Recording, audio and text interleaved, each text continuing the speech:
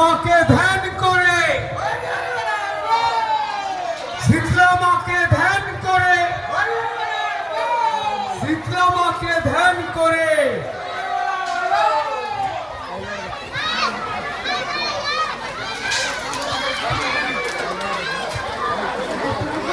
সবাই বাতাসা হরিণ হচ্ছে।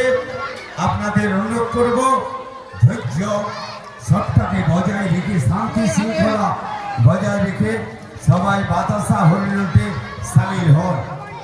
তাই আপনারা বাতাসা হরিণ হচ্ছে, আপনাদের বলবো সবাই যে যান আপনারা বাতাসা হরিণ হচ্ছে। কেউ মন্দিরের উপর থেকে নয়, নিচে নেমে এসে বাতাসা হরিণ করুন।